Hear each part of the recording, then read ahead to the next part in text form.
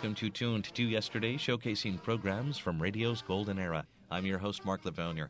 In this hour, science fiction, fantasy, and romance all rolled into the story I'll Never Forget You.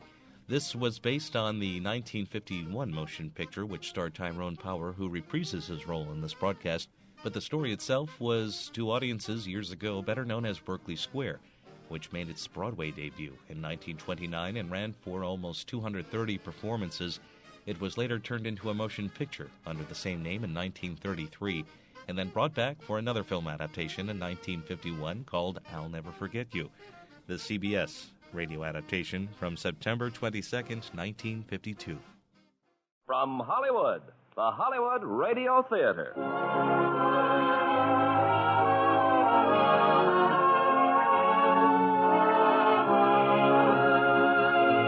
Starring Tyrone Power and Deborah Paget in I'll Never Forget You. Ladies and gentlemen, your producer, Mr. Irving Cummings.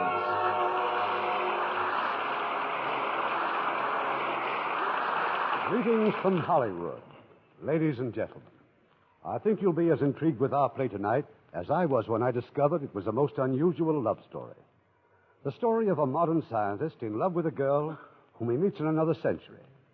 Starring in his original role in this extraordinary romance from the 20th Century Fox Studios is Tyrone Power, one of your favorite stars, recreating his original role and playing opposite him in I'll Never Forget You is that lovely new star, Deborah Paget. Now the curtain rises on I'll Never Forget You, starring Tyrone Power as Peter Standish and Deborah Paget as Helen Pettigrew.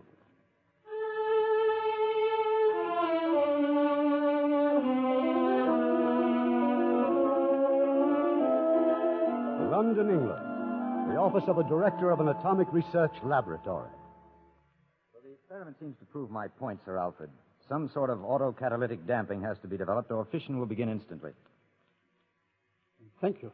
Meanwhile, Dr. Standish, you're not to engage in any further experiments. But I thought that what I did this I morning am not questioning your ability as a physicist, but we don't work here on the basis of trial and error. One error could be disastrous. That's all, Dr. Standish. Yes, sir. I'll give you my written report within the hour. Well, Forsyth? I'm afraid you're right, sir. He needs a rest. Have a talk with him, will you? You seem to know him better than any of us. Try to persuade him to go away for a few weeks. Well, it's strange, but when I say I know him, I'm not sure I really do. He's an American, no family, graduated from MIT with honors, specialized in nuclear physics at Los Alamos. Outside of that, Well, see what you can get out of him, will you? Convince him he's got to take a rest. I'll do my best, Sir Alfred. Thanks, Forsyth.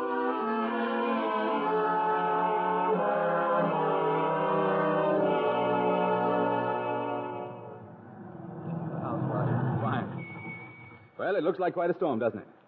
I'm much obliged for the ride. Oh, pleasure. Aren't you going to ask me in for a drink? Oh, sorry. Sorry, come in, of course. Well, this is very elegant, Standish. I didn't know you were so rich. I'm not. A distant relative, a man named Pettigrew, left the house to me. Years ago, it belonged to an ancestor of mine, also an American.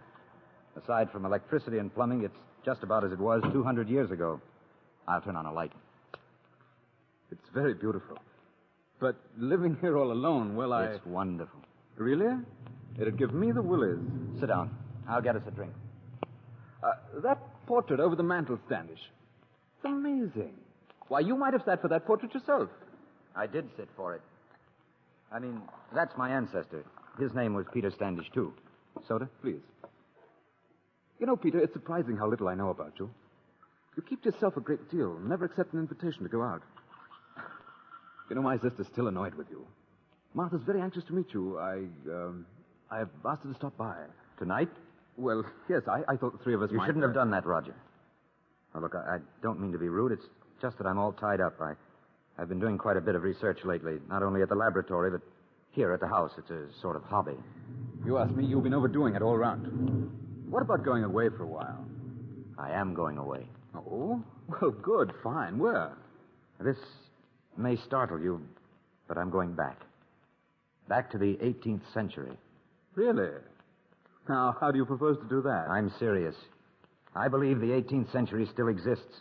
It's all around us if only we could find it. Now, wait before you say I'm completely insane. Way out there in space is a star, Polaris, the North Star. It's very bright. Yet it takes almost 50 years before the light of that star reaches us. For all we know, Polaris may have ceased to exist somewhere around 1900, yet we still see it. Its past is our present. Yes, I think I'll have another drink. Henry James expressed it like this. You're on a winding stream in a boat. You watch the banks as they pass by. Upstream, you went by a grove of maple trees, but you can't see them anymore because they're in the past. Right now, you're going by a field of clover. That becomes the present. Now, you don't know what's ahead of you, around that bend in the stream. Maybe wonderful things, but you won't be able to see them until you get around the bend, into the future. But suppose I'm above you in an airplane. I'm looking down at it all. I see the maple trees, the clover field, and around the bend. Your past, your present, and your future. They're all one to the man in the plane. Well, yes, of course they are, but... And so it is with the years and centuries we call time. It's all one, Roger. Real time is all one. And that man in the portrait is still alive. That man in the portrait with his silk coat and his ruffles and his powdered wig, that man is dead. I tell you he's alive. Not here, not now. But he does exist. Back there in his own time. And that man and I are going to change places for a while. He'll take my place. I'll take his. In the year 1784. I'm going back to that wonderful age. Forget it, Peter. Give it up. You're beginning to believe me. No, but I'm beginning to believe that you believe it. Peter, this house isn't any good for you. You've got to get out of it. Well, I'm at home here. All I love is in this house. This is London in the 18th century. The age of reason, of dignity and grace. Well, there goes the electricity. No lights. It's all right. There's a candle here. Come over here to the desk, Roger. There's something I'd like you to see. This paper. Read it. June 12th, 1784. For many weeks, Peter Standish, Esquire, has been possessed of strange fancies. On this day, in a fit of madness... Go on. On this day, in a fit of madness, Peter Standish declared he was from the future and could foretell history. At the instance of his friends and relatives, he was removed to a madhouse. Signed, Sir William Sutherland. That paper was with the diary of Peter Standish. I found it up in the attic. It's what started me thinking about all this. You see, Roger, Peter Standish never went to that madhouse. A few days later, he was declared normal again. He married Kate Pettigrew. They had 2 children, and he died peacefully in this house at the age of 63. The man who said he was from the future and could foretell history, the man who was committed to a lunatic asylum, was another Peter Standish. Me. Look, Peter, drop it. It's all here in this house. My passport to the past. Manners, customs, history, even to the costumes they wore. Peter Standish arrived from America on the 23rd of April, the same day as this, 1784. The trip took 23 days in a ship called the General Wolfe. It's all here in his diary. He arrived just before Kate's birthday. I even know about the cashmere shawl Kate's aunt sent her from Wales. There was a storm that day, Roger. Like this storm. His coach was struck by lightning just as he arrived in front of the house. But he wasn't hurt. In his diary, he says... I'm leaving, Peter, and you're coming with me. We'll have dinner and then... No, thanks. Then I'll spend the night. Here, I mean. To look after me? Thanks, Roger. But you run along. Look, suppose you do go. How does it happen? How do you get back? Do you get back? I don't know. Peter, don't go back into that house. Goodbye, Roger.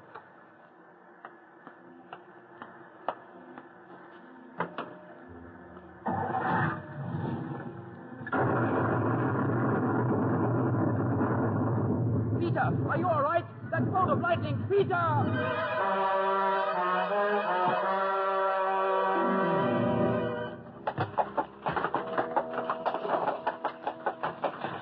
Mr. Standish, are you hurt?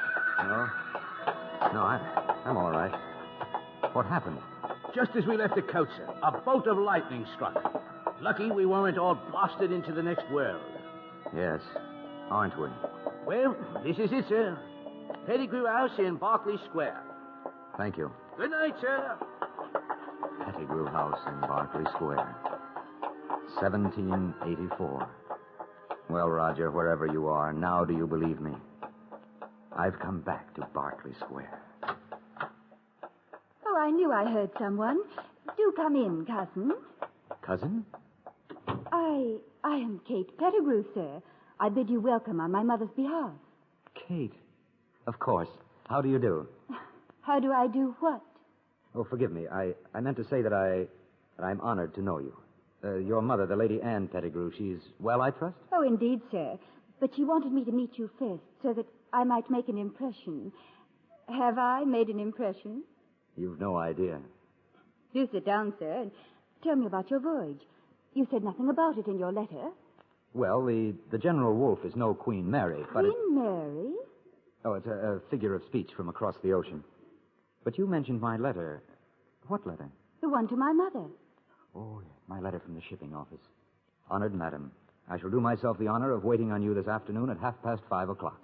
Have you likewise committed to memory your letters to me? Oh, every one. And all your letters to me. I know all about us. We're to be married. Indeed, I had not heard of it. But it's all been arranged. Hasn't it? Arranged, sir? You've not even asked Mamma's consent to court me. Well, must I? But is it not the custom in America? Not in New York. These are strange manners you bring us from the New World. Well, Kate, if you prefer the more formal declaration, I know just how it was done. Is done. Fair cousin, Miss Pettigrew, you cannot be insensible to the devotion Dear cousin. Oh, 10,000 welcomes. Lady Anne. La, sir, that is all you have to say? Oh, forgive me, ma'am. Kate's beauty has quite deprived me of my wits. Dear cousin. Allow me, sir, may I present our friend, Mr. Thrussell? Your servant, sir. How do you... your servant, sir. And this is my son, Thomas. Think me, ma'am. Look at him. A veritable fashion plate. I anticipated buckskin's cousin, or whatever the fashion is in, what do you call the colonies now? The United States of America. A trifle pompous, what? But after all, you Americans will soon come back to the fold. Oh, I wish I had your knowledge of foreign affairs. Meanwhile, sir, your coats are better fit than mine, and your boots are perfection. Perfection, sir. Tom, be a dear boy and send the coachman for his boxes. And Kate, see if the Admiral's room is made ready. Yes, Mamma, at once. I am giving you my husband's room, cousin. Poor man, he died there, you know. How kind of you, milady. I shall show you all of London, sir. Now, where shall we visit first? Vauxhall Gardens? Ranelagh? I want to see everything. I want to walk the streets and hear the sounds and breathe the air of London. I want to go to the theater and talk to Dr. Johnson. I want Sir Joshua Reynolds to paint my portrait, and You are a man of enthusiasms, Mr. Standish. Forgive me, Mr. Throssell, but there's so much to do in London. I mean, for an American, it's quite an experience. Excuse me, Mamma. Cousin, this is my sister Helen. Your servant, sir. Helen? Your sister? In my letters, I have often mentioned Helen. Not that I remembered, ma'am. And I surely would have remembered. Perhaps some of Mamma's letters went astray. Miss Helen, how charming you look, ma'am. Accustom yourself to Thrussell's endearments, cousin. Tom, please. And regard him as one of the family. Thomas. I may go so far as to say prospective brother-in-law, eh, Thrussell? I have not asked as yet, nor has Helen encouraged me to ask. Really, Tom? Do you dance, Cousin Peter? Not very well, I'm afraid. Oh, you're modest, sir. There's to be a ball here next month. Oh, hundreds of guests, dear cousin. I shall be distracted with preparation. The occasion will be Kate's birthday, sir. Of course. I remember now. And the gift from your aunt in Wales. Gift? What gift? Why, the cashmere shawl. Shawl from Aunt Caroline. A link boy did bring something from Aunt only this morning, Kate. It's in the hall. I'll bring it in. You sly puss. You never told me. But how could you know about it, cousin? Yes. Explain, sir. Is this some sort of conjurer's trick? Trick? Oh, no. Believe me, I must have got muddled somehow. 'Tis not you who are muddled, sir. Look, is that not a shawl in Helen's hand? Helen. Oh, bring it here. Oh, how lovely. But how did you know? Well, I must have... I'm afraid I have a terrible headache. Perhaps our cousin saw the shawl as he came in. I couldn't resist keeping Kate. I had opened the box in the hall. Yes, and then when I heard mention of your birthday, I took it for granted it was a gift. Oh, that explains it, of course. Oh, but your headache, cousin. You must rest after so long a journey. So very long a journey, ma'am. Pray to follow me, sir. Kate and I shall show you up the stairs. Odd sort of card, eh, Thrussell? Atrocious kind of English, even for an American. I am still wondering about Miss Catherine Shaw. He explained that. Did he, my dear? and tell us how he knew it came from your aunt.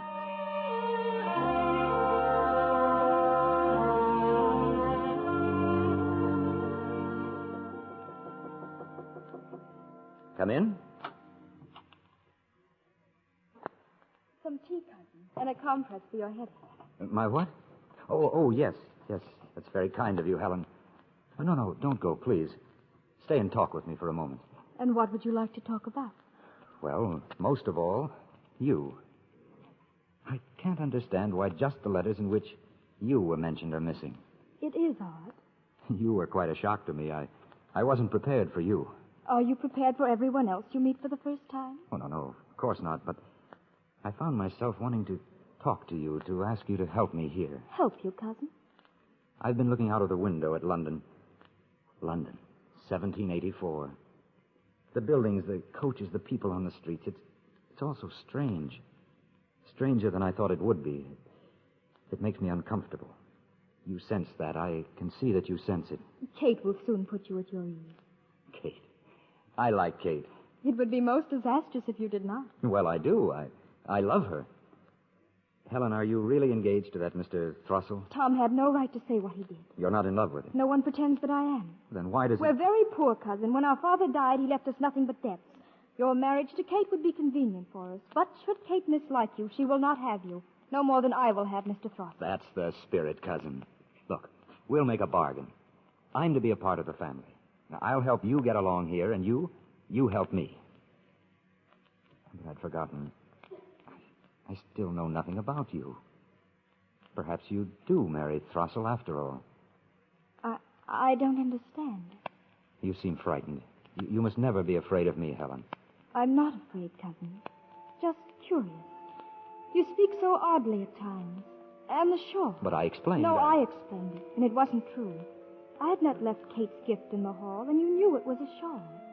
Even I didn't know that. I had not opened it. Your servant, cousin.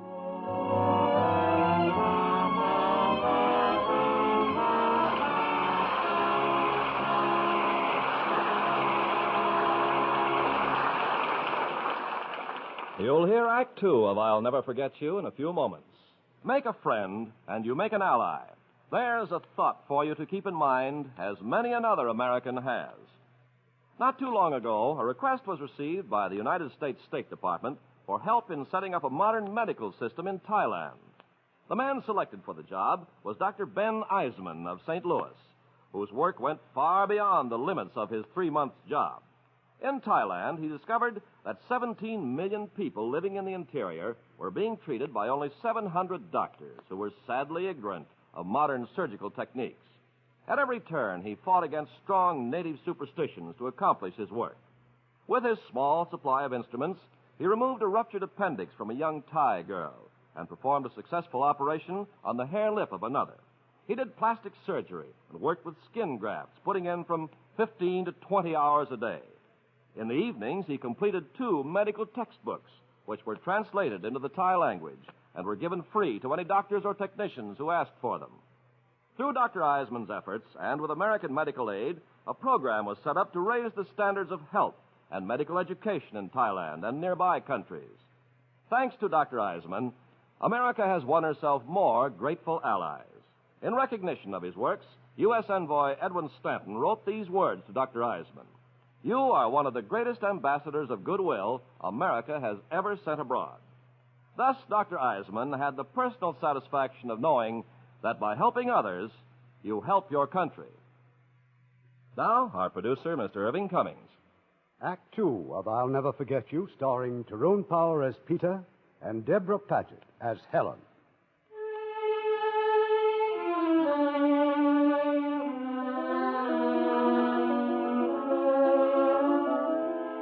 The year is 1784, and in the house on Berkeley Square, Lady Anne, her son Tom, and Mr. Thrussell discuss with marked uneasiness their strange guest from America, Peter Standish. I tell you, Ma'am, it's been going on for a month. He wanted me to show him London, did he not? Every night since he came here. And for shame, the places you have chosen to take him to. When I lose at dice, he knows to the shilling how much I'm going to ask him to lend me. At the boxing arena, he names the winners and the rounds they shall win in. The fellow never makes a mistake. And when you ask him how he knows... He apologizes, Thrussell. He apologizes. There must be some explanation. There is, milady. Kate said there was a clap of thunder just before he entered this house 5 weeks ago. It is said that the devil... Mr. Thrussell, I must ask you to remember that Mr. Standish is our cousin. Forgive me, then. Could you not request him to join us now? With your permission, there are questions I should like to ask of Mr. Standish. I fear that's impossible, sir. Sir Joshua Reynolds is painting his portrait. Ah, then Miss Helen is unoccupied. I must crush your hopes, Thrussell. Helen has gone with him. Helen and Kate.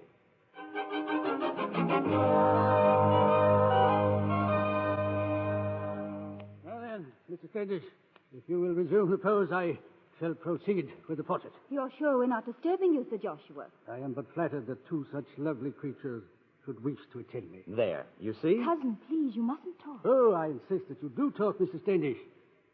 Fear, sir, that all of London is discussing you. They say that you foretold Mendoza's victory over the pugilist Jackling. Can you foretell the future, sir? Oh, no, I made a few cockeyed guesses, that's all. Cockeyed? Oh, it's an American word, Kate. We're developing a new language over there. So I have heard. You must instruct me in it. Your eyes, Mr. Standish. They baffle me. My eyes? You must excuse me. I am unable to paint anymore today. But, Sir Joshua, the sitting has just begun. Something in the face eludes me. His eyes, Miss Helen. I cannot capture their expression. Now, what possible expression in any face could elude the artist who has painted Mrs. Siddons? The greatest of actresses, the mistress of all expression. Sir, you make sport of me. No, I assure you, Sir Joshua. You have visited Mrs. Siddons at the theater. She has broken her word to me. I have never met her. I only say what is common knowledge. Surely that portrait of her is finished. You have painted the tragic muse. One sitting, Mr. Standish. Preliminary sketches and nothing more.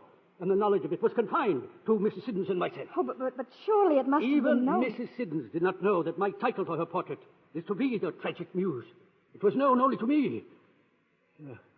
Miss Pettigrew, I no longer wish to paint the portrait of your cousin. You may leave in your own time. Good day to you, sir. Go after him, Peter. Reason with him. You seem to have expected this. You knew it would happen. No, but since it has, I'm not surprised. Painters have good eyes. I wonder what Sir Joshua saw in yours. It made him afraid of you, as I am afraid of you. I shall wait in the carriage, Helen. But Peter, he mustn't refuse to finish your portrait. He'll finish it. Now go to your sister.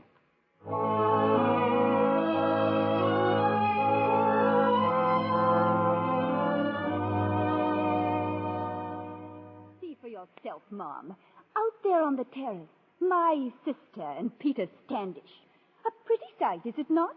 This is unlike you, Kate, our cousin that pays his respects. You think me jealous. No, it is not that, Mom. But when I am with him, he makes me afraid. When Helen is with him, I am afraid for her. This is absurd. Surely you have not given him to suspect your feelings? He no longer suspects. He knows, because I have told him. Kate, oh, how could you? And such a moment to tell me this when tonight... Oh, how could you forget the ball? I have not forgotten, Mom. The Duchess of Devonshire is coming. Half of London will be here. You need not fret over me, Mamma. If you must worry, place your concern where mine lies, upon our cousin, Peter Standish. And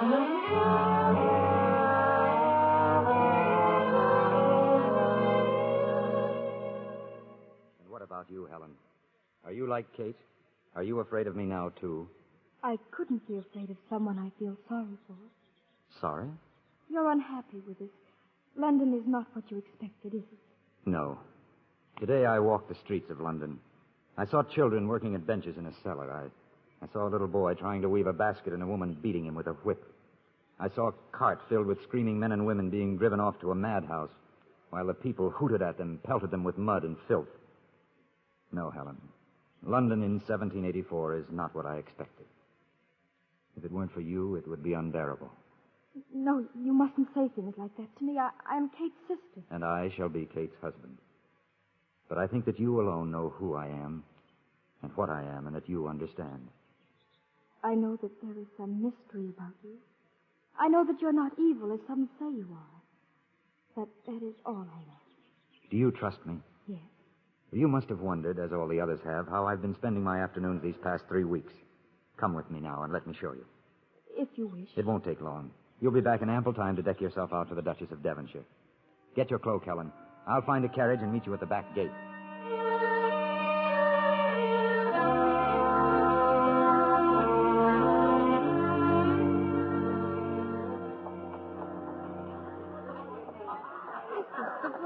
Shepherd's market, an apothecary shop? Well, I've required certain chemicals and instruments. I found them here in Mr. Jacobs' apothecary shop, as well as a room that he offered for rent. Now come and I'll show you.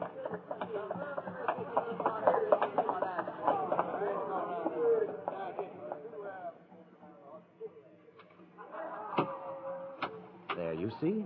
It's a laboratory, Helen. Are you an alchemist? If you mean, can I transform lead into gold? No. Although I could do even that if I had a cyclotron. Now, here is something that may interest you. A lantern? Well, like a lantern, perhaps. It's an electric light. And these are what we call batteries. Leyden jars would be more accurate. It's amazingly crude, but it works. Now watch. It burns. The light burns. Yes, it does, after a fashion. Without oil or without a wick. Now, here's something else. Remember last week you were wondering what I was doing with that strange-looking little box?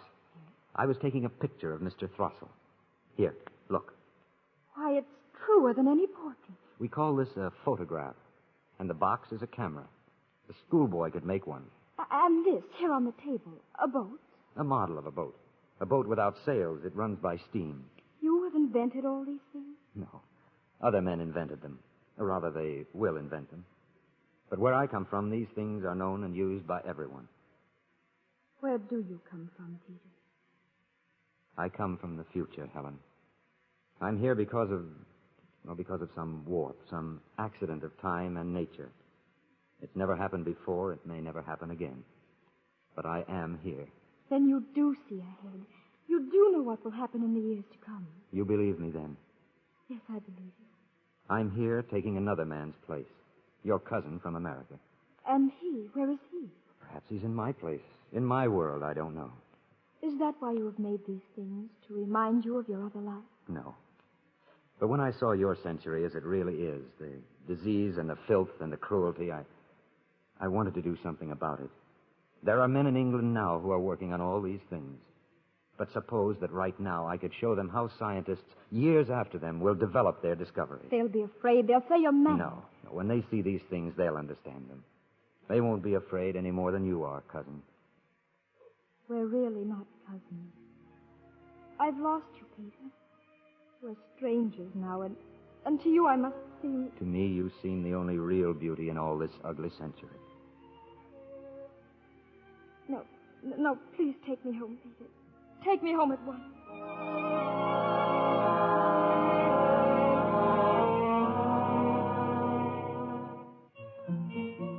Look, you Throssell. Look how they crowd about Standish. Why, it's a levee, begad. At least for the moment, he is not with Miss Helen. He's not to be born, sir. Helen has danced with no one else but Standish all evening. Your lover's impatience moves me. Not once has he danced with Kate. Not once. The old devil taker, he's asked her a dozen times, and she's refused it. With good cause. Oh, you too, eh? Afraid of Standish? You play a different tune, were he a little less liberal in the lending of money. I tell you, there's a spell of brimstone about him. I have a secret to tell you, Throssell. Well? Every morning, 2 serving maids must carry buckets of hot water to his rooms. He washes himself. Washes himself? All over? Every morning, begad. The man will scrub his skin away. Perhaps Americans find bathing more necessary than others. Ah, he's seen us. A glass of punch, cousin. Thank you. You're curious about my bathing habits, Mr. Throssell. Frankly, sir, I am. Well, cleanliness hasn't always been an eccentricity, Mr. Throssell. You admire the Romans. They, too, bathed every day. Ah, yes. But only when they became degenerate, sir. The virile fathers of the Republic. Were as dirty as you, I've no doubt. Mr. Standish, sir. Oh, Mr. James Boswell, I believe. Your servant, sir. I come as the honored messenger of the Duchess of Devonshire and Dr. Johnson. I am to fetch you to the terrace, sir. They mean to try your wit, cousin. Care to come along, Tom? No, I thank you. No, I have no desire to provide a target for Dr. Johnson's epigram. Perhaps I may have one or two he hasn't heard yet.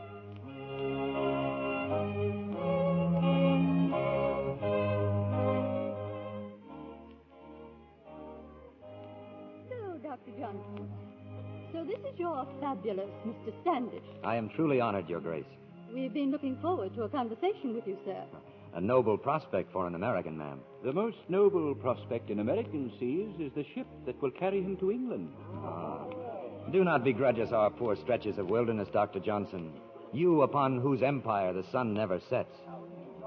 Sir, that is the most fitting compliment ever paid to Great Britain. Oh, capital, Mr. Standish, capital. I wish I had said that. You will, Boswell. You will. I am told, sir, that you regard this country as a museum, and ourselves as specimens in a glass cage. But I must not leave you with that impression, Your Grace. Well, do your best to make another, then, ere we go to our beds. I cannot bring myself to delay you, ma'am. Early to bed and early to rise makes a man healthy, wealthy, and wise. And a woman, Mr. Standish? A woman, ma'am, an ordinary woman, that is, should be struck regularly like a Chinese gong. Well, tell me, sir, is it true what Mr. Boswell would have me believe, that I'm known even in America? Oh, what barbarian has never heard of the Fifth Duchess, ma'am? Your name in English history is the finest flower of the age of elegance. We know of your beauty. Gainsborough has painted you, hasn't he? He has. Thank you. Yes, all one's dreams of the time have you as their central figure. Powerful in politics, irresistible in love. Who can compare the... Sir, I find your overwhelming compliments a little disturbing. You speak about me as if you were reading my obituary in the past tense. Oh, Your Grace, surely I never once used the past tense. But you've been thinking of me in the past tense. Well, as if I were already dead. Mr. Boswell, if you'll call my carriage. I did so want to make an impression. You have made an indescribable impression. Good night.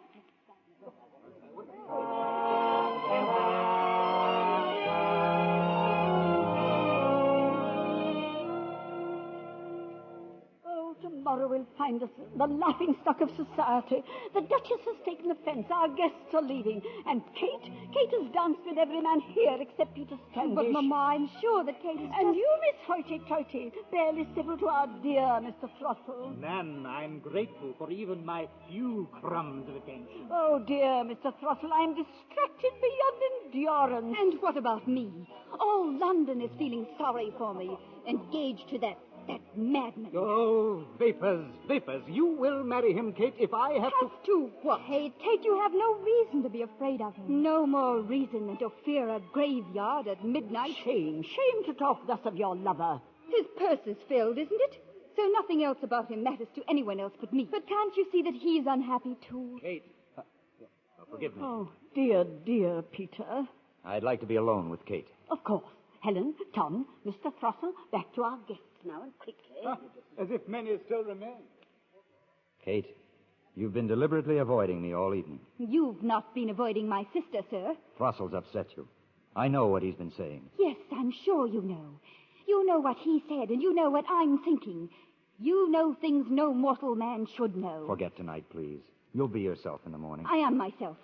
And I tell you, our understanding is ended. Kate, you mustn't break our engagement.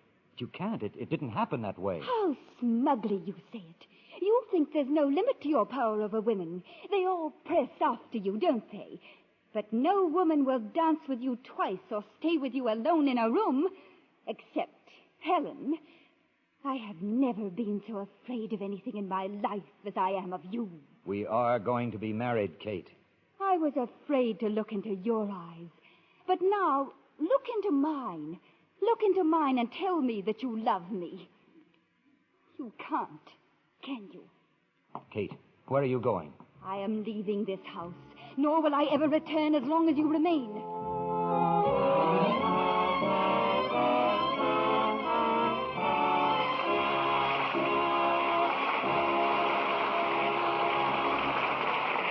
We'll continue with this week's production of the Hollywood Radio Theater in just a moment.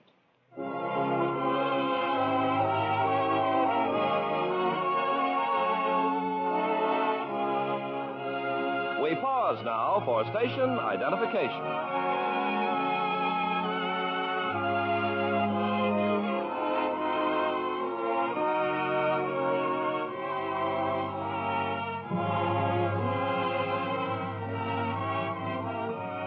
The curtain rises on Act 3 of I'll Never Forget You, starring Tyrone Power as Peter and Deborah Paget as Helen.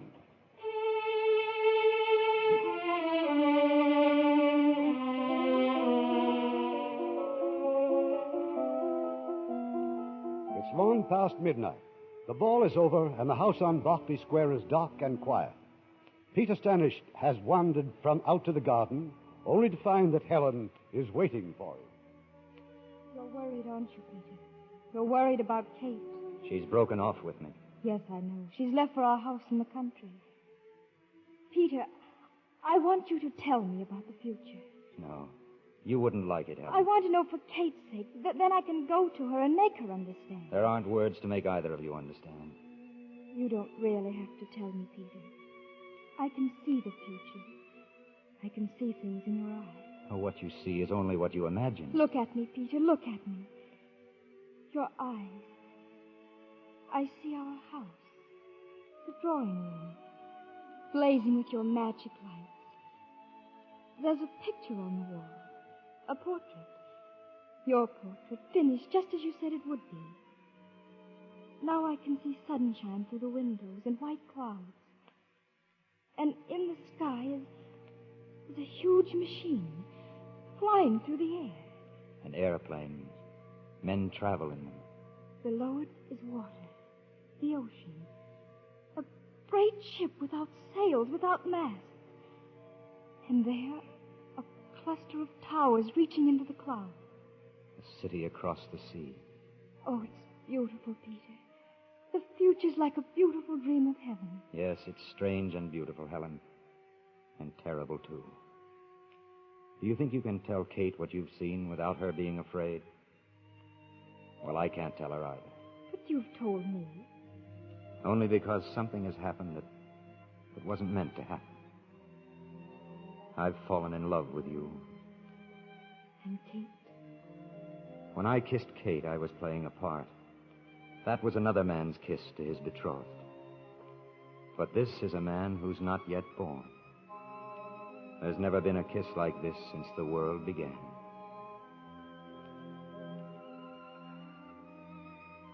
What becomes of us, Peter?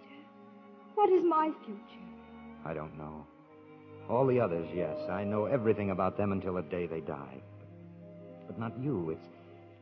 It's as though you never existed. But I do exist, and only for you. Now, in the future and all. Oh, no, my darling, no. This isn't my world. It isn't my life. And someday soon I shall have to leave. No, stay here, Peter.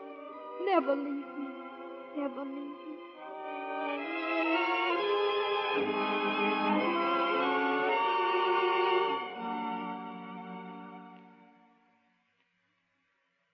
Mr. Throstle, oh dear, Mr. Throstle, do come in. Your servant, milady, and good morning.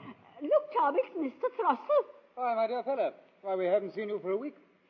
As for Helen, you've broken her heart, sir. That's enough, Tom. I have been with Miss Helen in thought. I've been far from London, milady. Then we may hope that your visits here will not be altogether discontinued, even if... Even if Miss Helen prefers another suitor to myself? Things do turn out in a devilish queer fashion, don't they, Throstle?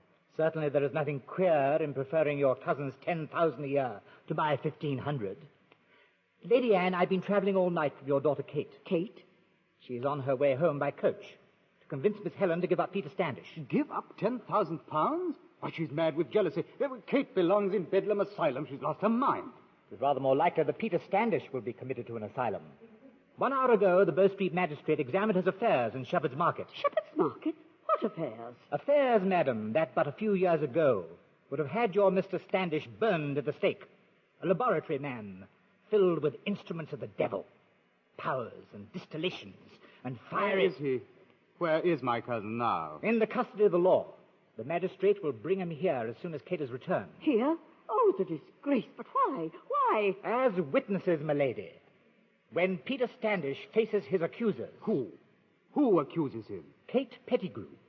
And your servant, sir.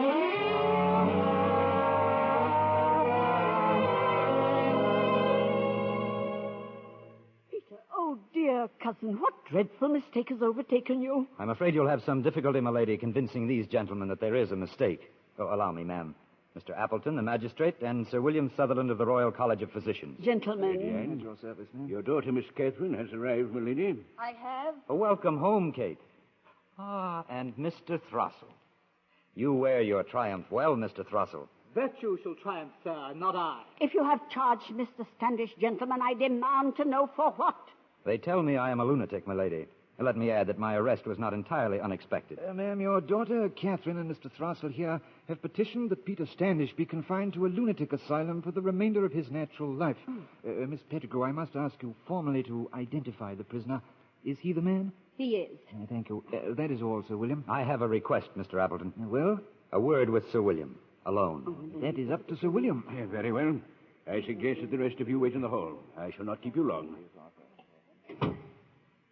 You're a doctor, Sir William. A man of science. Do you think I'm mad? My personal opinion is of no concern. I serve the Royal College and the Crown. I obey their laws. Those things you found in my laboratory. Your laboratory and all it contained has been destroyed. You found a light there, didn't you? A lamp. It was created by electricity. Very crude, I grant you, but from that beginning will come more and more powerful lights until they're able to penetrate through skin and bone. Give a picture of a man's anatomy or his brain. An X-ray picture that you can study before starting an operation. I must warn you, sir, that anything you say... There is also a drug called chloroform. It renders a person unconscious in perfect safety so that a surgeon can operate without causing pain. You suggest you could show me how to work these miracles? But they're not miracles. Sir William, forgive me, but those marks on your face, pock marks from smallpox... They're common enough. 150 years from now... everyone born in England will be saved that disfigurement by a simple scratch with a needle. A vaccination. Sir William, we can gain that 150 years. If you will... You are wasting my time, Mr. Standish. It is my carefully considered opinion that you have lost all reason. Mr. Appleton. I'm afraid the magistrate will have to wait a moment longer. There's someone else I have to speak to. Lady Anne, where is Helen? In her chambers, cousin. Go to No. No, he must not see her. Mr. Standish, we ask you to please leave this house. Kate. Oh, you wicked child. Oh, dear cousin, I apologize. I apologize for everything Kate has said and done. Oh, the humiliation. Kate has done what she believed best for her sister. I'd do it again to prevent you from marrying Helen. I'm glad there is now no danger of such a disastrous occurrence. You seem so sure of yourself, Mr. Throssell. You will be transported to Bedlam, and I'm proud to state that I am responsible for your removal. I have had you followed, sir. It was I who discovered your den in Shepherd's Market. It was Get away from the stairs. Miss Helen no longer concerns you. I have forgiven her. I shall offer her honorable marriage. You've forgiven her? Why, you pipsqueak. You're not even fit to look at her. Cousin, I beg of you. I do not fear you, be you from heaven or hell. Retruma Satanus, Why, you adjudo agus posturing, heberakud. evil-minded, In nomine dirty little Agna, hypocrite. Immaculati, I renounce you. Get out of my way. In the name of the Immaculate God. Get out of my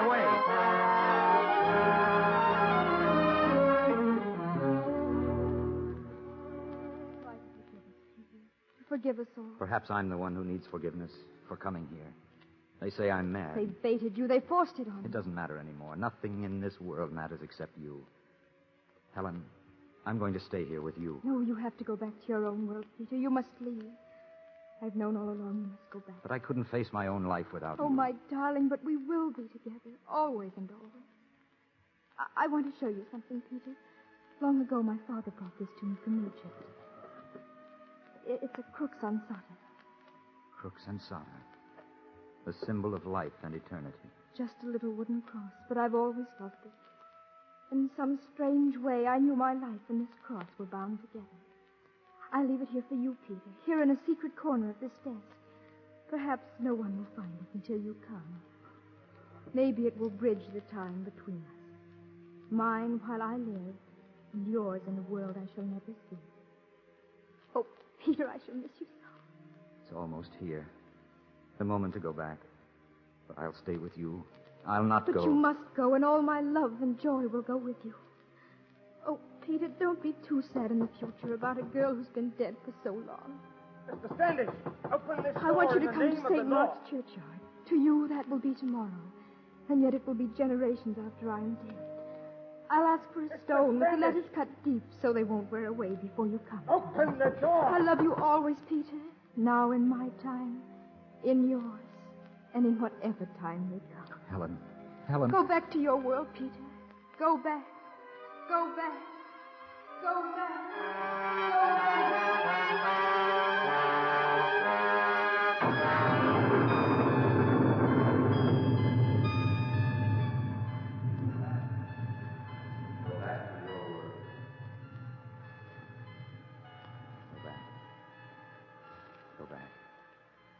Go back. Peter, are you all right? Huh? Oh. Hello, Roger. What are you doing here?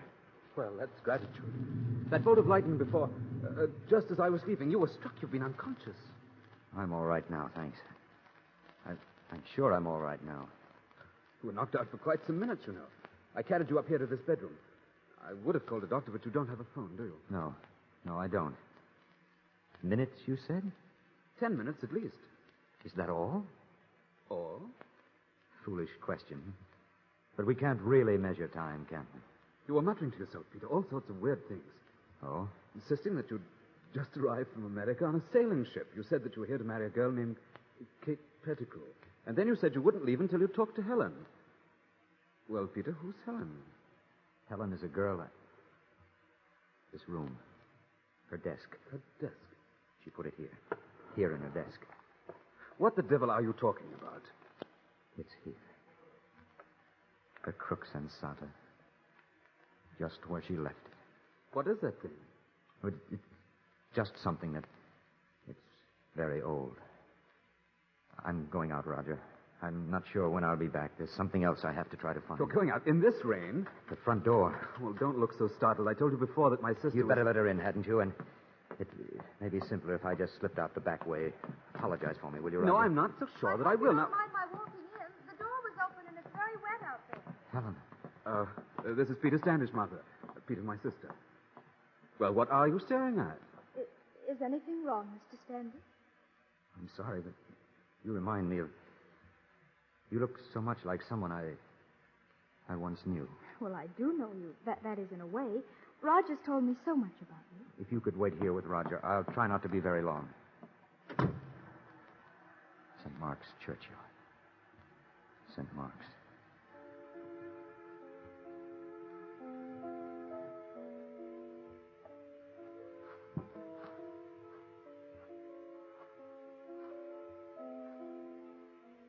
I shall ask for a stone with the letters cut deep, so they won't wear away before you come to me.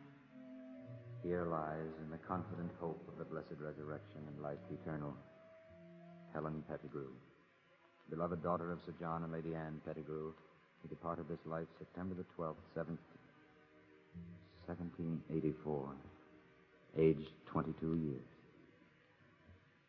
Only a little while after, and then she died. Peter, it's Martha, Peter. I followed you here. Why did she die so young? I think heartbreak. We shall be together always. Not in my time, Peter, or in yours, but in God's time.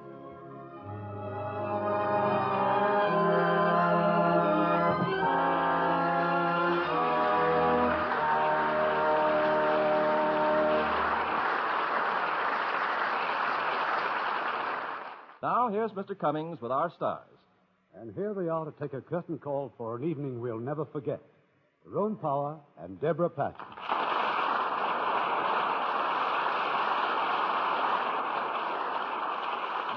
Deborah, I understand you were once a starlet on the Lux Radio Theater. Yes, Mr. Cummings. I appeared on the show twice while I was still studying at the studio school. And now Deborah is the pride and joy of 20th Century Fox, co-starring with Michael Rennie in Les Miserables, the famous Victor Hugo classic. We all seem to have a great deal in common. I've directed many pictures at 20th Century Fox, you know. I'd say many outstanding pictures, Irving. And you know, Ty's been making a picture there, too. It's an exciting adventure story called Pony Soldier. Oh, I know all about Ty Power. I met him in girls' dormitory. A girl's dormitory? Why, Ty, I'm shocked. And what were you doing there, Mr. Cummings? Well, Irving was helping my career. I mean, beginning it. You see, I'd given up all hope of a movie career and was going back east. Then I met Irving on the set of a picture he was making, girls' dormitory. He gave me the juvenile lead, And Ty became one of the most popular actors on the screen. You see, Deborah, it's just little tricks of fate like that which can make or break a career. Now, Irving, what talent have you lined up for next week? One of the most romantic combinations in motion pictures, because they also happen to be husband and wife. I refer, of course, to two of Hollywood's foremost stars, Stuart Granger and Gene Simmons. And they will further the romance by recreating their original roles in that charming love story, Adam and Evelyn, a J. Arthur Rank production released by Universal International Studios. We'll be looking forward to it. Good night. Good night. Good night, and we won't forget you. This is Irving Cummings saying good night to you from Hollywood.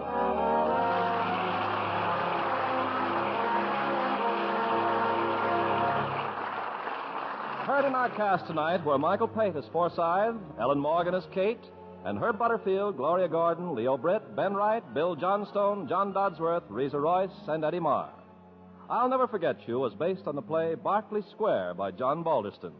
Our play was adapted by S.H. Barnett, and our music was directed by Rudy Schrager. This is your announcer, Ken Carpenter, reminding you to join us again to hear Adam and Evelyn, starring Stuart Granger and Gene Simmons.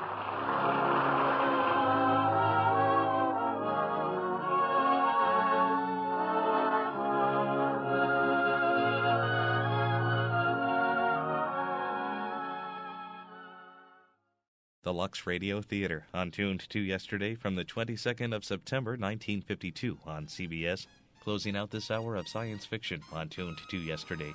Be sure to be with us next time for more great programs from radio's past. Until our next hour together, I'm Mark Lavonier. Thanks for listening.